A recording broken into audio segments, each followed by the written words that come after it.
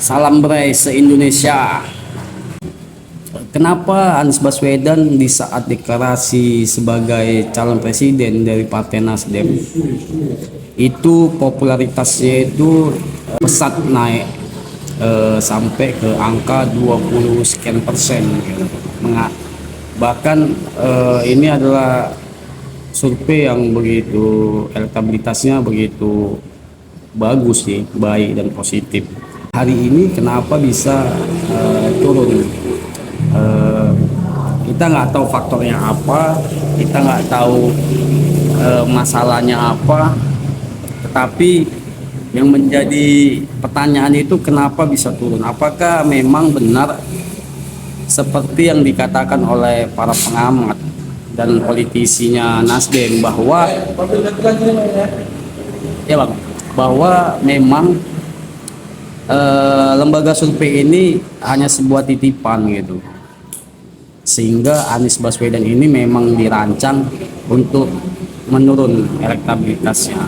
Ya itu politisi Nasdem yang menyatakan hal itu, tetapi kita tidak tahu apakah itu benar atau salah. Yang pastinya semua itu adalah strategi yang buat bagaimana Anies Baswedan ini bisa turun dan bisa naik. Jadi soal capres ini begitu banyak yang menghebohkan sih sebenarnya, apalagi tentang Ganjar Pranowo ya. Ganjar Pranowo ini kan di awal sebelum ada pengusungan di Partai PDI Perjuangan, Ganjar ini sebenarnya elektabilitasnya itu sudah baik gitu.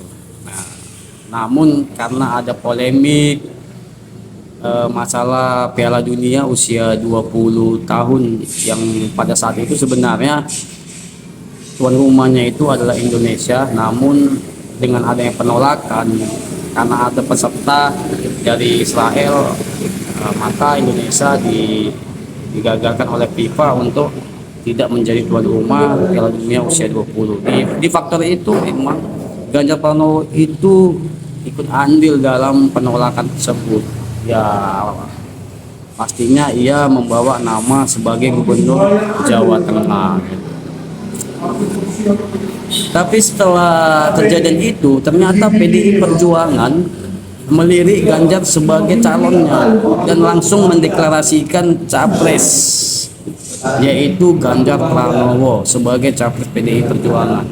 Namun ketika sudah diumumkan sebagai capresnya PDI Perjuangan, elektabilitasnya Ganjar itu semakin menaik, dari naik hingga turun dan saat ini naik kembali gitu. Bahkan bisa kita bilang Ganjar ini elektabilitasnya sangat baik dan positif, dan ada kemungkinan 80% dia bisa menjadi seorang presiden.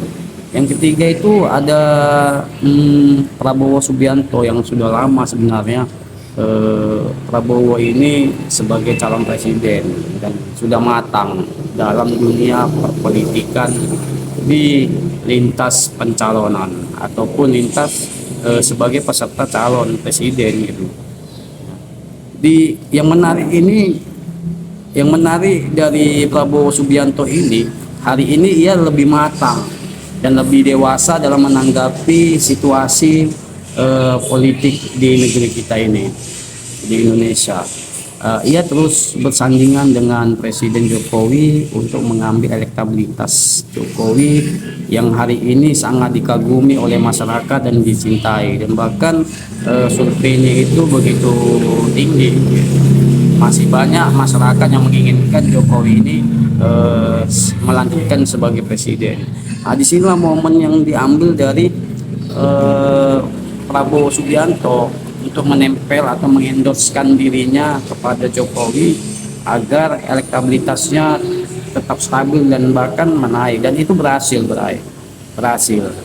Hari ini Prabowo Subianto itu elektabilitas di dalam survei RSI itu peringkat 1, dan itu sangat luar biasa. Tapi dalam hal ini itu hal yang wajar. Kenapa? Karena Prabowo Subianto ini sudah matang di dalam politik Indonesia, bahkan diserta calon presiden di Indonesia ini. Jadi ya biasa gitu. Jadi menurut kalian itu siapa nantinya yang akan menjadi presiden untuk di negeri kita ini Indonesia? Itu bisa komen di bawah ya, bisa komen dan bisa sampaikan alasannya.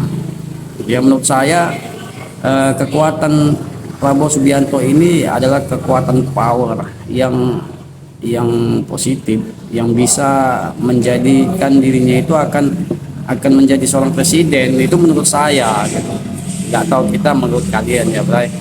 Tapi saya memiliki keyakinan jika Prabowo tetap konsisten dan fokus seperti ini, ya akan mendapatkan hasil yang baik dan hasil yang memuaskan, dan insya Allah cita-citanya akan tercapai menjadi seorang presiden. Tapi kita tidak tahu ke depannya ini masyarakat lebih menginginkan Prabowo atau Ganjar Pranowo atau juga Anies Baswedan, karena peluangnya juga hampir sama, apalagi dengan Bapak Ganjar Pranowo ya,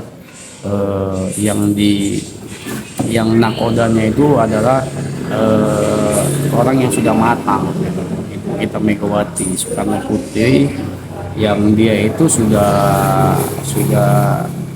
luar biasa kali lah dengan